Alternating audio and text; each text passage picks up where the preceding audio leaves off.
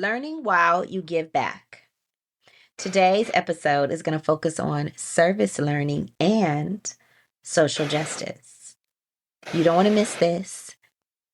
It is special things that we're going to do to make learning real, make it real life, give students natural consequences when necessary, and how they could learn how to give back and become better citizens, make their community better.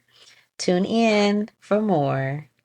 Hi, thank you so much for joining the Falling for Learning podcast. We have this podcast to help parents and caregivers with having the resources, strategies, and tools needed to make sure that their children are on track for learning and to stay on track for success.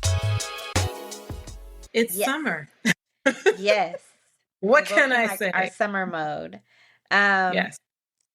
Lauren Sleeping in. Yes, Lauren is like 3 weeks into her summer, and I'm like 1 week in. So I haven't totally refreshed yet, but Lauren is looking refreshed and reset, and I'm feeling a little jelly, not a lot, but little. You'll get there. You'll get there. But you know what? It took me about 12 days before I could because I was still waking up early the first week. I was still having I need to be productive. And now I'm just sleeping in, staying up, watching TV. She's always all the way settled in. Okay. Yeah. So I'm still recovering, I would say, just getting it together. I get it. But we have been Netflix and chilling. And Lauren told me about a Netflix show that she watched. And when I say Netflix and chill in this case, it's just you by yourself Netflixing, not with a date or anyone else like that. Yeah. Yeah. So it's our version of it, which is literally in my PJs with my popcorn and my dog. Yes, no one else. And watching a show that I love. Okay. Minding my own business, being hydrated. Yes. And Lauren sent me this, not even regular text message, a voice text message, just full of emotion. And, tell us about what you watched. What was so moving about it? Oh, wow. Okay. So this is a documentary. It is about a maximum security prison system in Missouri, where the men there are learning to quilt as a way to give back to foster children. And the beauty of it is how this community of men have come together to do this when you think of quilting, the lady across the street from my parents, she was a quilter. I remember her with all her little needles and her thread and all her little patches of cloth, and she'd come up with these beautiful quilts. But I always thought that was something, little retired old women did.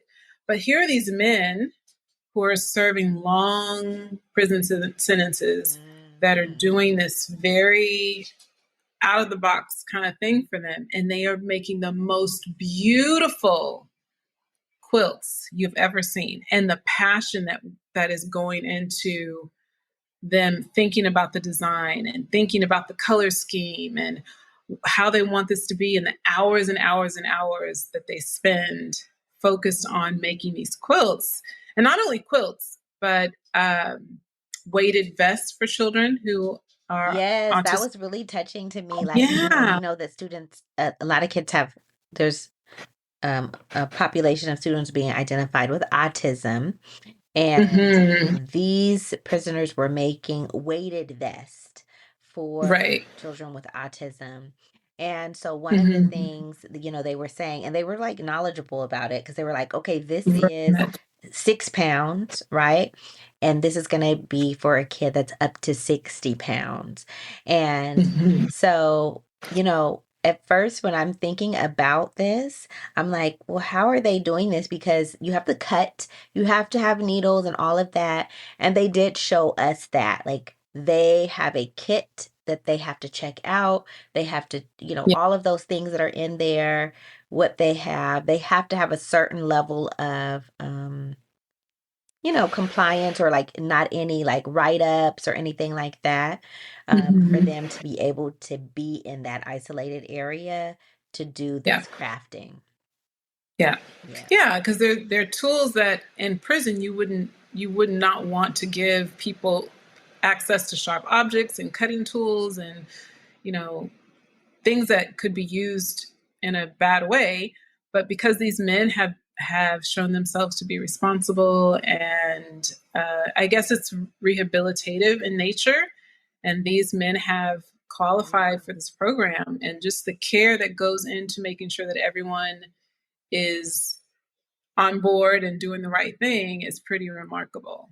Because I think many of these men are serving maybe life sentences. Not They're not doing short stints. It's No. Yeah. pretty serious offenses that they're in jail for, but to see their work and their passion was so inspiring. Yeah, and that really made, and we're talking about long sentences. Like one guy was saying how he was in for 20, since he was 20, I think he was 20, and then he was 16. Mm-hmm. So, and he did commit a murder, Yeah. and he was like, there's nothing he can do about that. And he's like learned a lot over the years. And they're still doing their time and this is what they're doing. So when we're, Mm-hmm. of course, we're filing for learning Yeah. podcast. So we think about things, we think, we're both teachers. We think about like, how does this relate to our kids? And I was thinking about service learning, right? Mm-hmm. Something that kids can do. And a lot of Yeah. high schoolers are required to do this before they graduate is give back to the community somehow. They need to do volunteer time. And even I know some middle Mm-hmm. schools also require this. You need to do some type of volunteer work, before you graduate or culminate from middle school, depends where you are, like what they want to call it, culminate or graduate or whatever. Um, and so this made me think about, Mm-hmm. what can we have our kids do that they are making and giving to someone in the community who needs it? And, and so that's, where I talked about it Right. and I was really thinking about it. What was your Mm-hmm. perspective on what the prisoners were doing and relating it to what you do every day? I think I've always believed in education that has some real world application. I mean, that's the whole point of education. And I think there are times when, as teachers, I know I've done it before, we don't really help kids see that real world application. And knowing that they're doing something that is going to benefit them, but not giving them the real scenario, not giving them that actual platform where they're actually doing the thing for the community and learning, is it can be a disservice. So the Rewrite Method and the Rewrite Method Workbook are your go-to resource for helping kids to learn to fall in love with writing. It has the tips, tools, resources, strategies, and skill building activities to help kids fall out of writing hate and into loving to write. Get your book set today.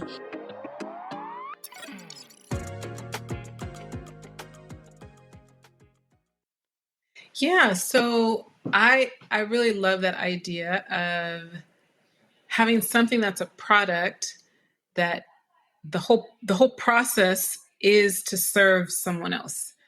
And I just looked at how these inmates were learning so much about quilting, which I know was not something that they would have normally enjoyed as a pastime. Probably not. I mean, I don't know. But the amount of intentionality and the seriousness in which they approach these quilts was because it was for the service of someone else. So I think about my students and I think about ways that, in our school community, they can serve others. And, I have first graders, but we made posters and wrote letters to the fifth graders for the STAR test to tell them good luck on the STAR test. We hope you do great. We know you're ready. We know how hard you've studied. Oh, And that was so important for them to yes. be able to write. And they were so intentional about making sure that they were doing it in the correct letter writing format, and they were checking their spelling, and their Yeah. writing was so neat because they knew the audience was an actual real fifth grader that was going to really read this and really have some joy and hopefully some encouragement to do well on their STAR test. So yeah. What about what did you think? What do you think? And have you done anything in your classroom that relates to the whole service learning? Yeah, I actually have when I had middle schoolers, they wrote letters, it wasn't a two-way communication, just to be clear, but they did write letters to kids who were incarcerated, just like Mm-hmm. Christmas cards. They make Christmas cards to them. Yeah. So it Yeah. wasn't a two-way communication. They just wrote their first name. They didn't even say the school that they went to. Um, but they just gave them a Christmas card. Someone was thinking about them during the holidays. So that's an example Mm-hmm. of service learning that they've done for others. Mm-hmm. Um, the school where I was teaching, I didn't lead a lot of service projects, but I know that that school did collect money for kids and books. They donated books to other schools, like elementary schools and things like that. Mm-hmm. So there's a lot of schools that participate in service learning. Um, Mm-hmm. but I've done things here and there, but this really made me think about it. And what I really want to highlight is when you were talking about the the audience, right? Because a lot Right. of times our kids just do stuff for us, right? Right. And that's the audience. But not even for us. They just feel like it's a piece of schoolwork. So it's not even really for Miss Mosley or for me, right? As their Mm-hmm. teacher. It is, just something that they're doing. Right. But that intentionality, once they know the audience, like this is for your parents, kids. Like if educators out there want to know how to motivate kids, Yes. is whatever assignment that you give them, whatever project you give them a clear audience. And once you do Yeah. that, and an audience they care about, obviously, but it'll bring so much depth to what they do, right? Because if Mm-hmm. you're like, you're writing this to the principal, you're writing this to the parents, you're writing this Yeah. to the Congress person or Right. whatever, they will tailor that message for those people. If they're writing it for Mm-hmm. their peers, like you're going to do this as a graduation speech or a culmination speech, whatever, they're Yeah. going to put in those pop culture references and things like that that relate to them. They'll know about it. But if, of course, if it's for the principal or something, they'll be more formal with their language. It will bring a level of quality to it, Yes. and specificity to it that Mm-hmm. you wouldn't get by just saying, we're going to write a report on dolphins, Right. Right. So like that generic report is not going to give, like you're going to write a children's book. So this is what I did in elementary. When I was in middle school, we studied polar bears and Mm-hmm. we wrote children's books. And I feel like I talked about this before on the podcast. I don't know. But we wrote children's books about this and then we put it on we read it to our first grade kids. So I might have been in Mm-hmm. elementary school, upper elementary maybe, and maybe not in middle school. I Right. don't even remember really, but I know we did that and we specifically wrote it for the kids. So we had to really make sure we made it interesting. We designed Mm-hmm. the books, we illustrated the books, we made sure the language was there. It was a science fiction book, not science fiction, Mm-hmm. nonfiction book that we wrote for the kids to give them information about polar bears. And it was, I love that project and I love going to Yeah. read it to the kids. Like we made books, we designed the books, the covers, Mm-hmm. everything. So that's an example of service learning. Sometimes we think of service learning like these people need this, right? As far Mm-hmm. as, they need a weighted jacket if they're autistic, or they need a quilt because they're kids who are sick or they're, foster kids or something like that. But sometimes service learning is just reading to a younger crowd, right? Right. So, Right. Yeah, I had fourth grade one year, and we decided at the end, at the end of the school year when you're done with testing and they're still learning to do, but you want to make it so that the kids are really highly engaged because they're all ready for summer. yes. So we turned some folk tales into plays. And, I didn't want to do costuming, and I didn't want to do a big set.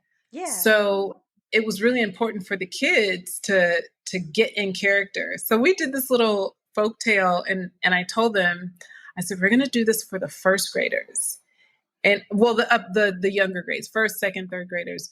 Yeah. And so you guys have to, you got to really be into it because they're little kids, and anything you do, they're going to enjoy, but you got to really be into character. And to see these upper grade kids be chickens and geese and cows and mooing on stage and doing all this funny stuff. And when they performed for these first graders, they never forgot it. I mean, after that, they were like celebrities of the school, and they would see them down the hall and be like, oh, I remember you in that little play we did. And just, because, fourth and fifth graders, they're kind of too cool for school. Yeah. But to know that they were going to do this for the little kids just gave them this new, level of, okay, we're going to ham it up and make it really fun. If I would have said they're just going to do it for each other, they probably would not have, like, this is dumb, we're not doing this. But yeah, the fact that they had a little audience that they knew would really appreciate it. Yes. Yeah. Makes all the difference. If you have not tried it, try it out, right? Try it out. I really want us to make the switch because part of what I thought about this too was the social justice aspect. Now these men were in prison, and obviously part of them giving back was making some type of restitution for what they had, crimes they had committed, right? And obviously our kids, we hope, they're learning now small lessons so they don't, they're not getting to like really big crimes or anything like that, obviously in the future. But I think restorative justice, the concept of that is so important because really just, I have a principal who has said, like, if I were teaching, like when I started teaching, like I would be fired for some of the stuff because our hands are really tied. I don't know what it's like in Texas, but in California, like there are really like zero consequences, right? Like it's, as far as suspending kids, you can't put them in the corner. You can't have them write standards like I will not run in the class or whatever. You cannot have them do, like, there's so many things that you're not allowed to do anymore, which I know like, a lot of us who grew up in school, like we had to do all these consequences that we may have suffered, like not happening nowadays. So just so you know, if you don't know. Not happening.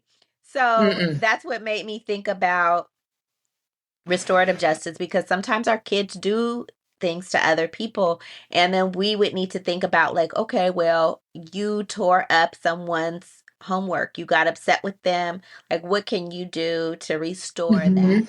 And so that also made me think about that, and for us to really talk about it on the podcast, natural consequences and restorative consequences, to help our students learn their lessons. Because one thing we know for sure is that zero consequences are very harmful for kids. It is very harmful for them. They keep pushing the limits. Like that's what we do as humans. Like we'll push the limit, kids definitely do that until they learn lessons. So we don't want to be harmful to them. We want to make sure that we think about what they can do to restore someone that they've harmed or something that they've harmed. Right. Yeah, I had an incident this year even where I had a kid who threw a fit of rage and just, broke the screen on his Chromebook. And, he was mad.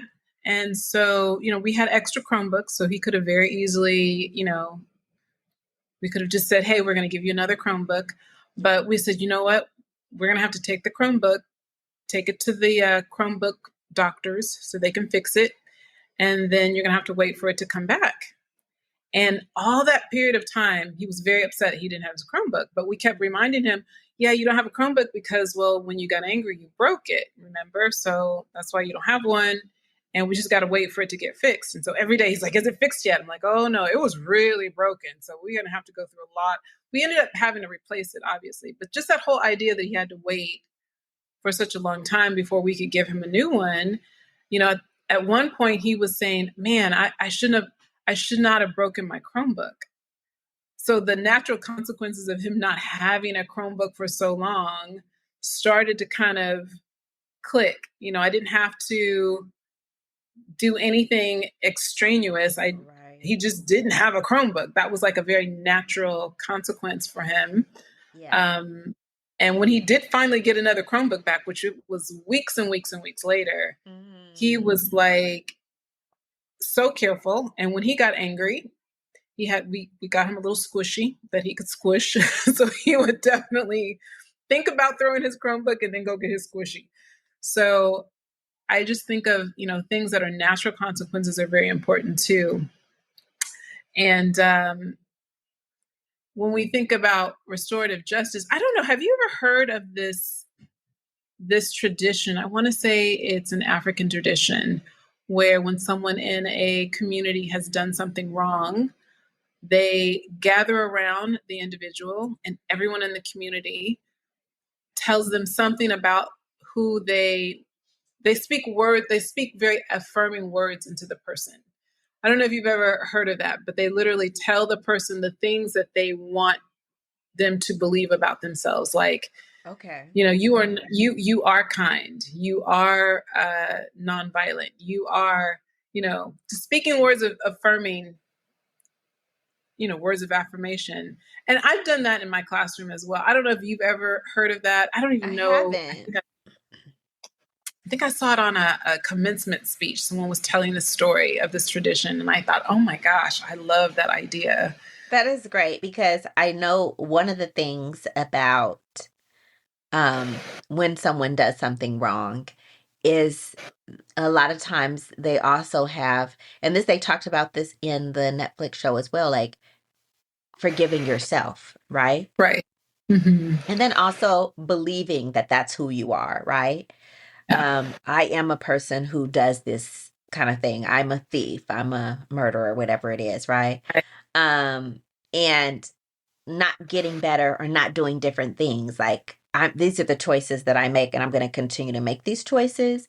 And so that's really stands out to me. I haven't heard of this practice that you're talking about, but it really helps to heal that person. And then for them to, to take on the positives about themselves, and Yes. to continue to do positive things instead of take on the persona of, I did this bad thing, I am a bad person, and I'm going to continue to kind of make those type of choices. So it really is a way of undoing the harm that they've done to themselves. Because that is another thing we don't think about often. We think about the harm they did to others.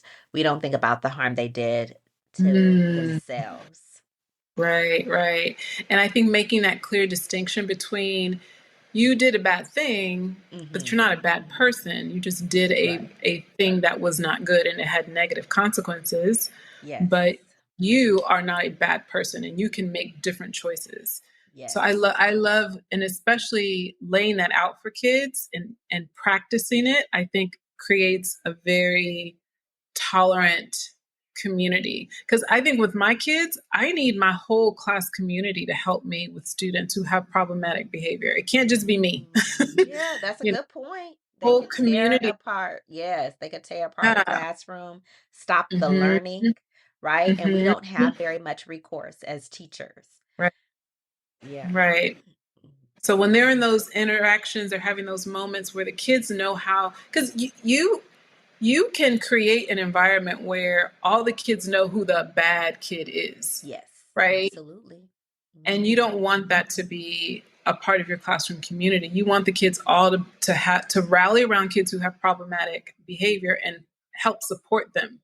And I think that's one of the things I've seen, like this one kid that I'm telling you about through his Chromebook. Like by the end of the year, he had so much support. He had so much consideration. And I think it started to mirror, he started to mirror what he was seeing. So there was lots of forgiveness for him, and there was lots of mercy for him. And so he started to respond and carry himself in a way where, his incidences that happened throughout the day were getting, lesser, just fewer and fewer incidences each day, to the point where I had very little to report to the counselor, on a regular basis. And just to see, that idea of speaking affirming words into students, and to help them see that your behavior is not who you are, is so, so important. I love that. I'm definitely gonna like steal that idea, and then, because you're right. When I've definitely had years where there's students who had like really, severe behavior problems, and it just escalates, right? Especially as a new teacher, you don't know what to do. You're basically doing the wrong thing, but you're saying like bringing in the whole community to help say positive things and give them support and all of that is Yeah. a way to undo that and give them a supportive environment, because it does turn into the other kids are like, Yeah. Joshua's bad. He's a bad kid, and running to you to tell you like, oh, Joshua did something again, or Yeah. I don't want to play with Joshua. I've even seen kids like, I'm not taking that student to the rest. We have the buddies going to the restroom like, he caused too many problems in the bathroom, I'm not taking him. They're just like, he's like, I gotta go to the restroom. It's like, and we're all, Right. and several Right. kids are like, I'm not taking him. It's like, yikes. Yeah. So Yeah. turning that on And its again, head. right. Yes. And I think also the natural consequences of things, even when you tell kids, hey, the natural consequences of you know, throwing things at other kids is that they are not going to want to sit near you because you are causing chaos. So that's a natural consequence, and It not that is. they're doing that because they don't like you or because you're a bad person, but because they don't want to be a victim, and so they're going to remove themselves, and that's a natural consequence. It And is. they understand that, and then they're like, okay, so if I want friends, and all kids do, all kids want to be accepted and have Yes. relationships, Absolutely. it helps them think, slow down a little bit, and start using those tools that we're trying to give them to make different choices. Yeah. Yeah. Absolutely. That I just feel like that's such a gem that you just shared with us. So take it down, guys. Building, Yes. just speaking positive. Yeah, a lot of people have that practice where they have like a restorative circle or something like that, and Mhm. trying to build that child up, because a lot of it does, we always hear, I don't, hurt people, right? I'm hurt, I'm angry, I'm feeling a certain way, so I could come in and Mhm. make you feel bad by saying something negative to you, or Yes. pushing you because I feel, so it's a way of acting out because I'm already hurt inside, so I'm just going to find Mhm. something negative to say to you or push you or whatever it is, and Yeah. trying to have some healing there for the child, and then also talking to them about natural consequences. Yes. I do want to say, parents, sometimes I find parents are very, very protective of their children, and Mhm. they don't want them facing any consequences, natural or other. And I'm just going to let that stay there. Just None of our reflect. parents, of Just course. It's none of reflect our is that parents. it is very harmful for kids, and I know I have, as a mom, definitely given my daughter consequences that kind of hurt Mhm. me, right? Like I can't Yeah. go out now because she's not going where, you know what I Right. mean, or whatever it is, right? Whatever it is, Mhm. like, oh, I feel bad, I Mhm. wanted her to do this, but she did this Right. when I told her not to, Right. and so that it is what it is. So, Mhm. or then, Mhm. people like being lashing out at someone who says, okay, your child has a natural consequence, or your child, they don't want their kid to feel any discomfort or anything like that. Right. But I would just say it really just leads to kids being be getting to a situation where we don't have control, where Yeah. eventually the police are taking over, or they've committed a crime or Mhm. whatever. It's not just Mhm. a push for some. They've actually punched someone, and that person broke their nose or whatever, right? So Right. situations get out of control because we Mhm. didn't want them to face the natural consequence when they push someone, and now they're breaking Mhm. people's noses or whatever. So Yeah. just, part of the Falling for Learning podcast, obviously, like, reflect. Is that Yes. you? Are Reflect. you preventing your child from having consequences, because it does not bode well for their future, unfortunately. Right. Yeah. That is such a good point. Yes. I always tell my kids, be a bucket filler, not a bucket dipper. We all have these buckets.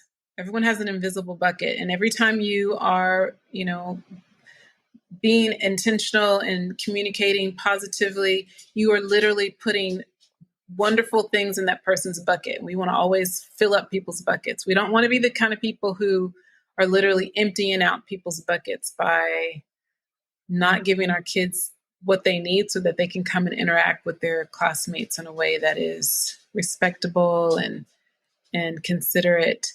So I always tell my parents, we would just want to help. We just want to help your son or your daughter be bucket fillers and not bucket dippers. Absolutely. We thank you so much for joining us today on season 3 of the Falling for Learning podcast. Do something today that gives your child the competitive advantage. Thanks for joining us. Yes.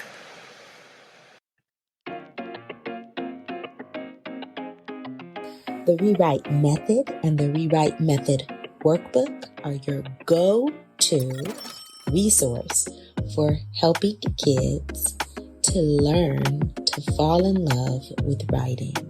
It has the tips, tools, resources, strategies, and skill-building activities to help kids fall out of writing hate and into loving to write.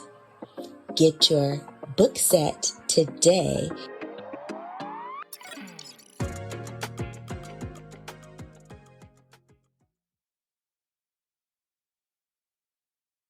Thanks again for supporting the Falling for Learning podcast. New episodes go live every Saturday at 5 p.m. You can watch us on youtube.com at Falling for Learning, or listen on all major podcast platforms such as Apple, Google, Audible, Spotify, and much more. For more resources, visit fallinginlovewithlearning.com. We really appreciate you. Have a wonderful week. Yay. So today we're going to talk about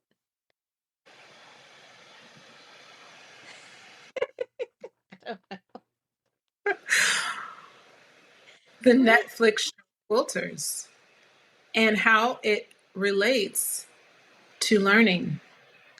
We're going to talk about, but I want to give the topic first, though. We're going to talk about social justice, or service learning.